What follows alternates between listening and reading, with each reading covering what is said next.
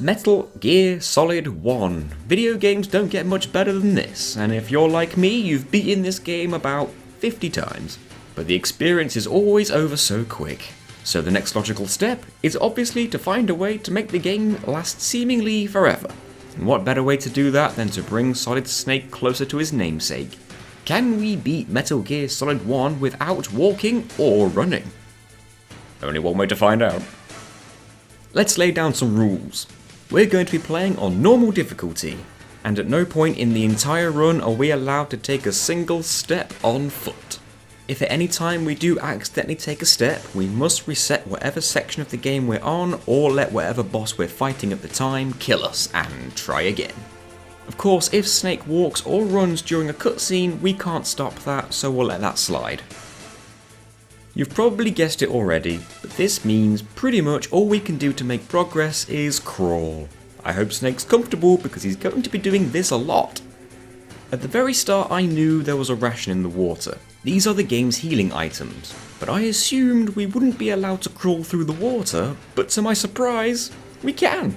This both looks ridiculous and is quite slow, but we still have more than enough air to collect the ration and crawl back out of the water so we can carry on with the... We can't crawl up this last step. We're about 30 seconds in and we're already trapped. Reset. Okay, so we can't get that ration, but it's okay, there's plenty more in the opening area of the game. The issue with crawling is that it's very slow, so stealth sections like this require very good timing. If we get seen by a guard, we're pretty much dead. We crawl to the top right behind the forklift and wait for the elevator. In order to avoid being seen by the guard here, we need to crawl parallel with his walk cycle and then make it into the elevator. With surveillance cameras and huge searchlights, the easiest way here is to crawl to the right side. Once we get to the top of the area, we can hide underneath this truck until this guard walks off. Now, there's a weapon in the back of the truck that we want, and Snake kinda hops in and out of the truck when we get close. I wasn't sure where this stood with our rules, but as it was more of a hop than a step, I think we can allow that. Besides, we really need this SOCOM. From there, we crawl into the ventilation shaft on the left whilst avoiding the sleeping guard and the camera. Vents are perfect since we have to crawl anyway. Another stealth section now, and we can see the guards through the vents opening so we can time our exit. When the guard is in the furthest corner of the room, we can crawl out and under the tank in the middle of the room. As soon as the guard walks past the tank to the right, we can crawl out towards the left. However, we can't go straight for the elevator. By the time we call the elevator and crawl inside, we will be spotted and shot at. Unfortunately, we can't operate the elevator whilst we're being gunned down. Instead, once we're out from under the tank, hide behind this crate until the guards pass by, then go for the elevator. Once we ride the elevator to the top, from here we just crawl to the ladder at the end of the corridor. If we can't quite get close enough to the ladder when we stand up, a trick we can use is punching. A single punch will inch Snake forward slightly. Punch the ladder a few times and we're close enough to climb it. Now we crawl through the vents until we activate the cutscene with the DARPA chief. After that, there's a ration under the bed if we need it, and now we can crawl outside the cell. And then we're thrust straight into a gunfight with several guards. This is probably the most challenging part of the run so far, and it's a good idea to keep your rations equipped, because when your rations are equipped, if your health is depleted fully, Snake will use one automatically to heal himself. But despite that, this gunfight is still very challenging, and we are running low on ammo. You don't start off with that much ammo in the first place, but there is plenty of ammo to collect in the room. However, we can only get to it by crawling, and we can only shoot back when we're standing. There is a simple method though. The guards rush into the room in waves of 3. Using what little ammo we start with, we're able to take out the first wave, and then quickly before the second wave have enough time to collect as much ammo on the floor as we can, stand up, and do it again. Do this for the first 5 waves and then get close to the upper corner of the room as grenades get thrown in. After that there's just one more wave and we're done! And now we watch Meryl run away, head down to the armory in the second floor basement, grab some grenades, ammo, and the all-important C4. We use the C4 to blow up some walls, and now we enter our first real boss fight against Revolver Ocelot. This fight takes place in a square room with explosives in the centre.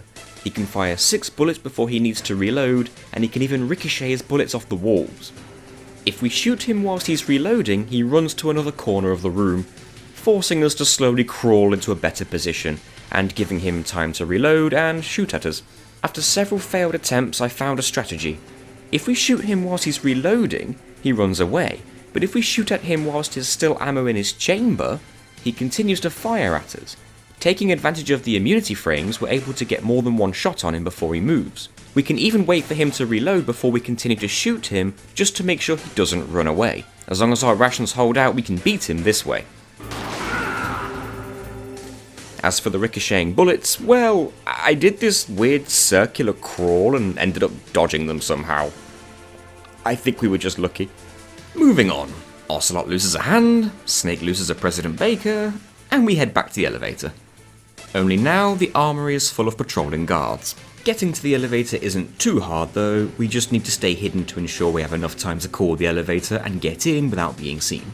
None of the guards in the room can find you as long as you're hiding right here, so wait for the coast is clear and then make a break for the elevator. Next, we flirt with Meryl a little bit, we wait for the cargo door to open, and then I make the fatal mistake of not hiding under a tank. I was left with no choice but to murder everybody in the room. My health bar did not thank me for it. I crawled through the cargo door and weaved through the lasers. I had to make sure to turn my body sideways between each one so that a laser didn't catch my foot or something. Okay, now we're in for a challenge. We're right before the second main boss of the game, so first things first, we're going to collect the ration to the left and the hidden claymore mines under the snow. From there, we advance forward a little bit to find out that the second boss is a straight up tank. I am not gonna lie, I had a lot of problems with this boss. So if you keep your distance from the tank, he will shoot you with rockets, which does massive damage. You can hide behind the rocks to the sides, but then you won't be able to get any damage on the tank. The only way to do damage to this tank is to throw grenades at the top of it. That means getting close. Since we can't walk or run, this is going to be very hard. Since the tank likes to keep its distance from Snake, getting close to it is extremely difficult, so how are we ever going to throw those grenades onto it? I tried so many times to get close to it whilst avoiding his rockets by coming at it from all sorts of different angles, and I died every single time. And even when you do get close, there's a gunner on the tank who shoots you with a machine gun. This was a very frustrating boss. And then I remembered that shaft grenades are supposed to disable the tank temporarily. Unfortunately, I didn't have any. I couldn't remember if there were any shaft grenades in the previous parts of the game I could go back and collect, but I also didn't want to have to backtrack. And then I remembered there were some shaft grenades near the top of the area. All it was going to take was for me to just try and crawl past the tank without dying. After a lot of trial and error, I discovered something. If you make your way to the very bottom of the map near the cargo door where you first entered, for some reason, the tank drives closer. I assume this is to get a better range when it comes to shooting rockets at you. But if you draw him closer, and then crawl back towards the tank keeping the rock between you and the tank, you can close in the distance a little bit, at which point he will try to drive back to his original position, and that's when you can give chase. Slowly. This took a number of tries, but eventually I was able to just squeeze into the cave at the top left of the map and pick up some shaft grenades. On my one and only successful attempt at getting up there, I was both ran over and shot, so my health bar wasn't looking too good right now. The pressure was on. One more piece of damage and I would be dead. Here's a tip, don't hide inside the cave for too long thinking you're safe. You're not. From this point, it was a case of using a shaft grenade, followed up by getting close and then using a real grenade, and rinse repeating.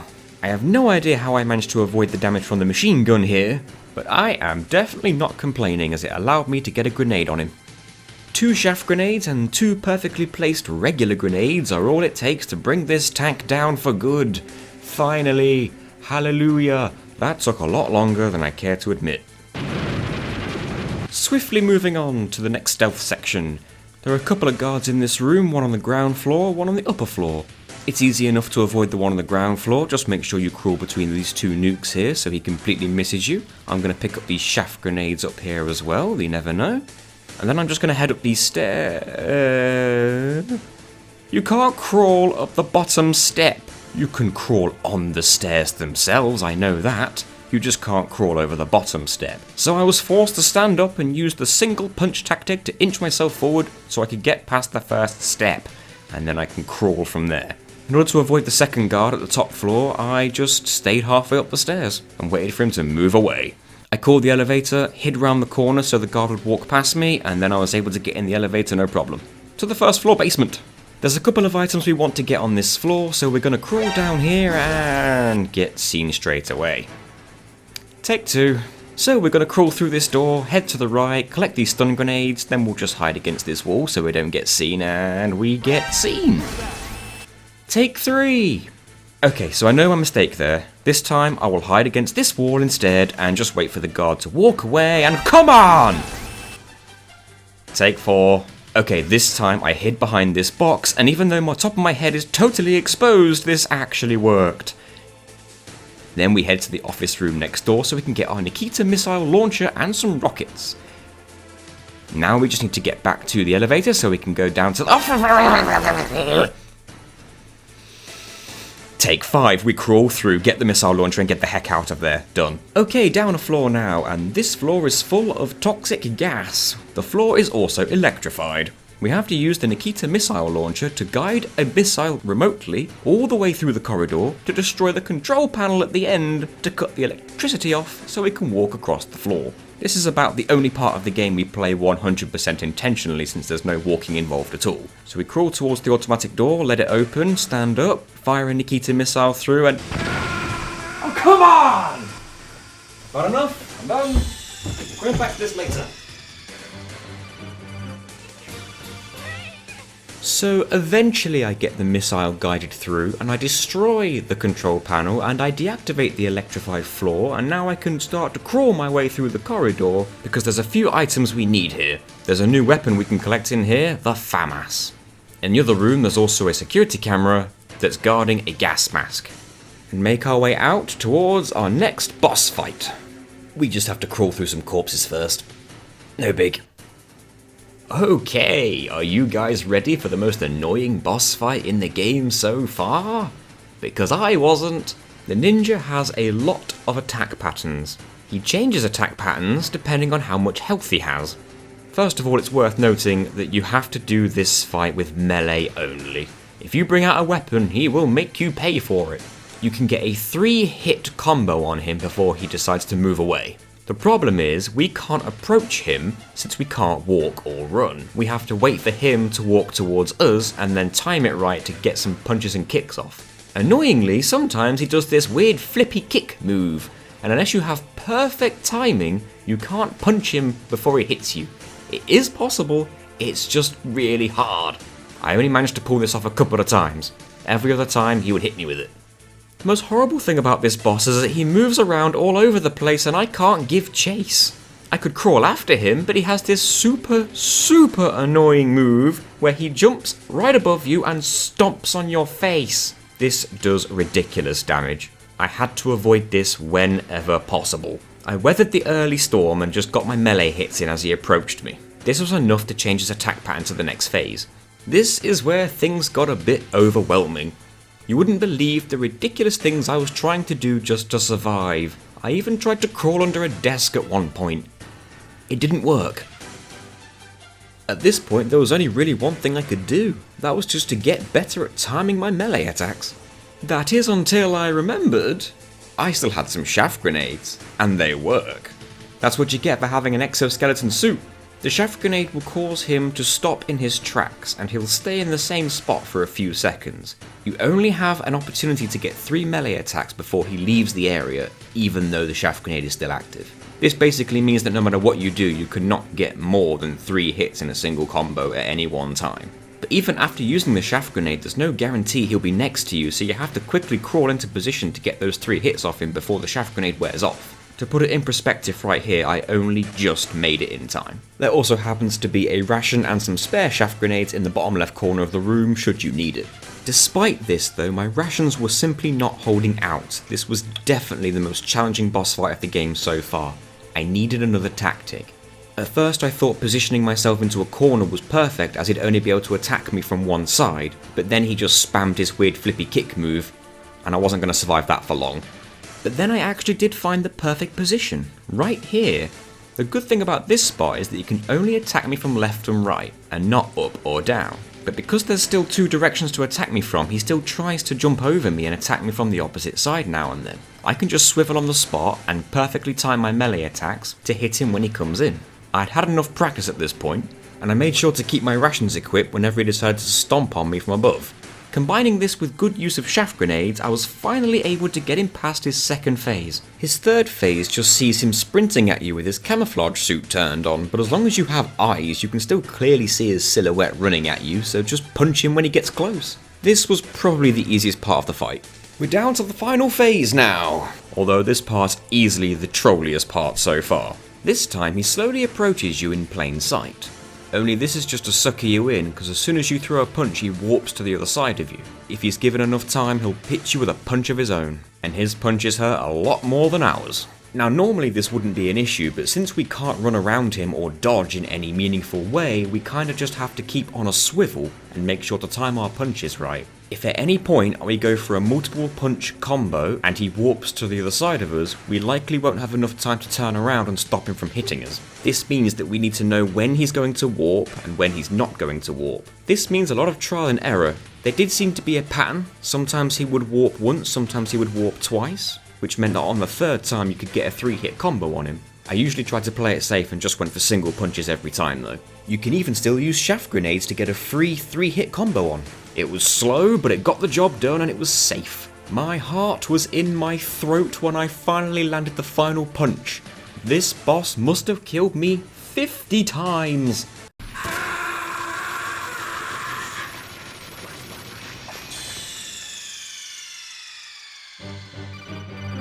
What's wrong? Snake! Snake! Make that 51. Did you see that? I had completely forgotten that he did that. When you land the final blow and you take his HP down to nothing, he does some weird electromagnetic explosion thing, and if you're anywhere near him, you get hit. And that was enough to kill me. You have no idea the frustration I was feeling at this point. I had to do all that again and make sure I was nowhere near him when I'd finally beaten him. However, a few more hours later, I did do it all again. This time I knew to be well away from him, which wasn't easy considering I couldn't run. After landing the final blow yet again, I dropped down and crawled away as fast as I could, only to get hit by it anyway. Thankfully this time I was able to survive it. At this point it was just a case of keeping your distance and shooting him when his shield was low. Do that 3 times and finally, the ninja is in the books. Yeah, you better run! We make nice with Octagon, pick up some all-important FAMAS ammo, crawl all the way back to the elevator, and find Meryl in disguise. Who knows what Meryl was thinking at this point. We give chase like the creepiest stalker of all time into the women's restroom. Don't move. Trust me, Meryl, as long as I'm on my feet, I can't move. Meryl decides she's going to lead the way, she shows off by running, and then she proceeds to not question this. At this point all the guards are gone, so we take advantage of that by collecting all the rations and ammo on the whole floor. And now it's time to face the 4th boss, the infamous Psycho Mantis. Oh yeah, you know we're in for a hard time on this one. First things first, Meryl's gone and got herself possessed, so we have to knock her out. The easiest way to do this is with a stun grenade. And now we have to fight the man himself. Okay, there's quite a complicated strategy for this. I'm gonna slow things down here so you can properly see exactly what you have to do to take on this boss. It's a bit complex, but stay with me. Yep.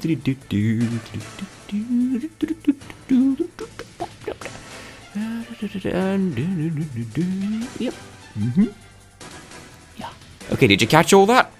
Okay, all jokes aside, I'm gonna level with you. This is the easiest boss in the game.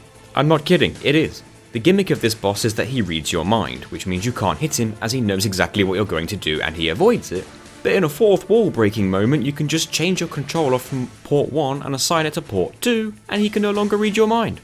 Another surprising thing about this boss, if you didn't already know, is that you can actually duck and crawl under almost all of his projectile attacks.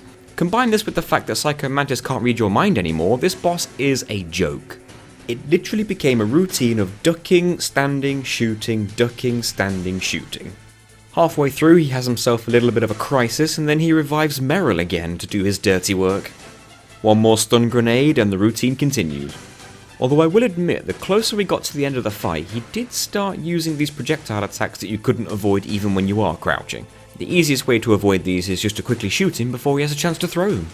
With only a tiny bit of health left, he gets desperate and throws every projectile in the entire room at you at the same time. It was going to take cat-like reflexes to dodge all of this.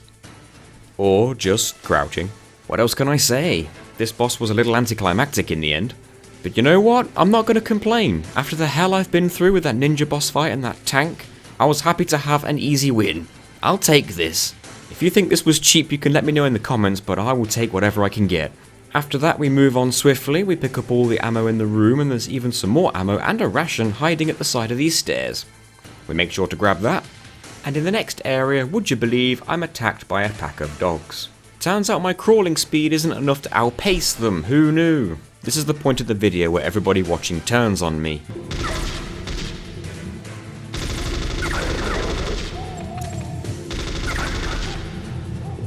Okay, look, I'm sorry, but I've been through a lot so far. I would say let me have this, but I already know you've all turned against me, so let me just get through this area and we'll forget it ever happened.